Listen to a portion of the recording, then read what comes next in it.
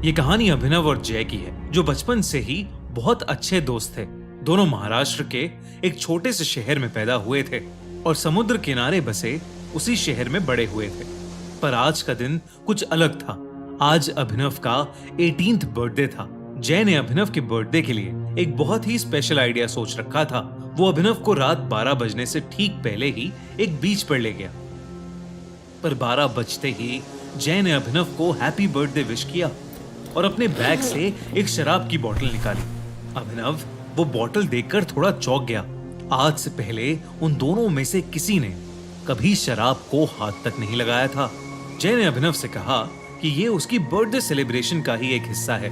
अभिनव भी अपनी लाइफ में एक नया एक्सपीरियंस लेना चाहता था, इसलिए उसने जय की बात झट से मान ली। वो दोनों समुद्र के किनारे काफी देर तक बैठकर शराब पीते रहे। कुछ देर बाद जय को जोर से टॉयलेट आ गया। वो उठकर एक पेड़ के पास टॉयलेट करने चला गया, लेकिन नशे में धुत जय ने यह देखा ही नहीं कि वो पेड़ कोई आम पेड़ नहीं, बल्कि एक पीपल का पेड़ था। टॉयलेट करते हुए अचानक से जय के सर पर एक पत्थर आ पड़ा। जय ने पेड़ की तरफ सर उठाकर देखा तो उसे वहां कोई नहीं दिखा। इतने में अभिनव भी उस पेड़ के पास आ गया। उसके हाथ में एक खाली बोतल थी और उसने मजाक में उस बोतल को जोर से जय के पास फेंका। वो बोतल सीधा उस पीपल के पेड़ पर जा लगी और उसके टुकड़े टुकड़े हो गए। पर उस बोतल के पेड़ पर लगते ही एक अजीब सी आवाज आई। ऐसी आवाज जैसे कोई जानवर गुस्से में गुर्रा रहा हो। 1 मिनट के लिए अभिनव और जय दोनों ही शांत हो गए, लेकिन कुछ ही पलों बाद वो आवाज आना बंद हो गई। तभी अचानक से जय ने नीचे पड़े टूटे हुए कांच के टुकड़ों में से एक पीस उठाया और उस पेड़ के तने पर कांच के टुकड़े से अपने और अभिनव के नाम के फर्स्ट लेटर्स लिख दिए, AJ। जय ने पेड़ पर उस कांच को खरोचते हुए कहा, अभिनव, अब ये दिन हमें हमेशा याद रहेगा। उसके इतना बोलते ही उस पीपल के पेड़ की डालियां जोर जोर से हिलने लगी और कुछ ही सेकंड्स में एक बड़ी सी टहनी सीधा आकर जय के सर पर गिरी और जय वहीं बेहोश हो गया। ये देखकर अभिनव का नशा मानो 1 सेकंड में चूर हो गया। वो जल्दी से जय के पास गया और उसे होश में लाने की कोशिश करने लगा। तभी अभिनव को अपने पीछे से एक आवाज आई, मानो पेड़ से कुछ नीचे गिरा। अभिनव ने जैसे ही पीछे मुड़कर देखा, उसके पैरों तले जमीन खिसक गई। उसके ठीक पीछे एक काली सी परछाई थी, जिसकी 2 नीली आंखें अंधेरे में चमक रही थीं। अभिनव को अपनी नजरों पर विश्वास ही नहीं हो रहा था।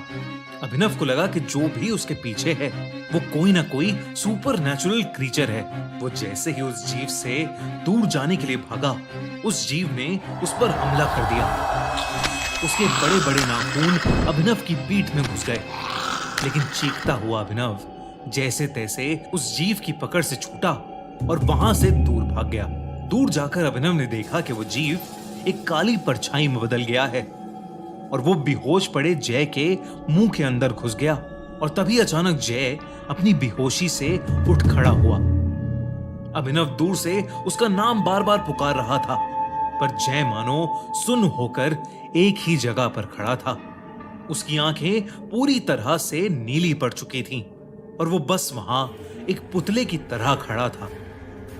तभी अचानक से जय जमीन की तरफ झुका और उसने वहां पर पड़े टूटे हुए कांच का एक टुकड़ा उठा लिया और अपनी शर्ट फाड़कर अपनी छाती पर उसी कांच के टुकड़े से वो AJ लिखने लगा, ठीक वैसे ही जैसे उसने उस पीपल के पेड़ पर लिखा था। ये सब देखकर अभिनव की रूह कांप गई थी। सुबह के 5 बज चुके थे और समुद्र के ऊपर से अब सूरज उगता दिखने लगा था। जय के ऊपर जैसे ही सूरज की रोशनी गई, जय अचानक से होश में आ गया। ऐसा लग रहा था कि जैसे उसे अपने साथ हुई कोई भी चीज याद नहीं थी और वो अपने सीने पर बने घाव को देखकर बहुत ज्यादा घबरा गया था। उसके बाद वो दोनों चुपचाप अपने घर चले गए। उस दिन शाम होते ही जय की तबीयत खराब होने लगी। जय अपने बिस्तर पर लेट तो गया, पर उसे बिल्कुल भी नींद नहीं आ रही थी। उसके दिमाग से उस जीव की शक्ल निकल ही नहीं रही थी। तभी जय को अपने कमरे से किसी के गुर्राने की आवाज आने लगी। आवाज ठीक वैसे ही थी जैसी उन्हें कल उस पेड़ के पास से आ रही थी। जय इतना घबरा गया कि उसने डर के मारे अपनी आंखें बंद कर लीं और चादर को अपने मुंह पर चढ़ा लिया। कुछ ही पलों बाद वो आवाज आना बंद हो गई और कमरे में एक सन्नाटा हो गया। जय का डर थोड़ा कम हुआ तो उसने अपने चेहरे से उस चादर को हटा लिया, लेकिन जैसे ही चादर को हटाकर जय ने अपनी आंखें खोली तो उसके दिल की धड़कनें लगभग रुक ही गईं। उसके कमरे की छत पर वही जीव बैठा था, लेकिन इस बार उसका खौफनाक चेहरा साफ साफ दिख रहा था। वो जीव एक भयानक राक्षस की तरह दिख रहा था। उसकी चमड़ी बिल्कुल पेड़ के तने जैसी थी और उसका चेहरा बिल्कुल एक छोटे बच्चे जैसा था। इससे पहले कि जय कुछ कर पाता, उस भयानक राक्षस ने जय पर अटैक कर दिया। उधर अभिनव बहुत घबराया हुआ था। जब उसके पापा ने उससे उसके घबराहट की वजह पूछी तो उसने अपने पापा को पूरा किस्सा बताया कि उनके साथ पिछली रात क्या हुआ था। अभिनव के पापा शहर के माने जाने वाले पंडित थे, लेकिन अभिनव की बात सुनकर उनका दिल दहल उठा। उन्हें समझ आ गया कि उनके बेटे अभिनव और उसके दोस्त जय के ऊपर मुंजिया का साया आ चुका है।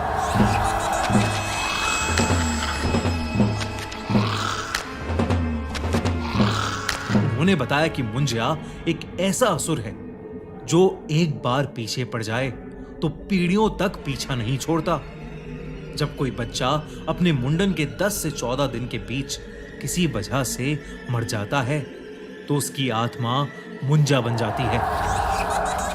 मुंजा एक गुस्से से भरे बच्चे की तरह होता है और पीपल के पेड़ पर रहता है, और अगर कोई उस पीपल के पेड़ से छेड़खानी करे तो वो उस इंसान के पीछे पड़ जाता है।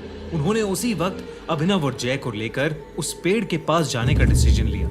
रात को अभिनव और उसके पापा जय के घर पहुंचे, पर वहां जो उन्हें दिखा उस पर किसी को विश्वास ही नहीं हुआ। जय की अपने बिस्तर में ही मौत हो चुकी थी।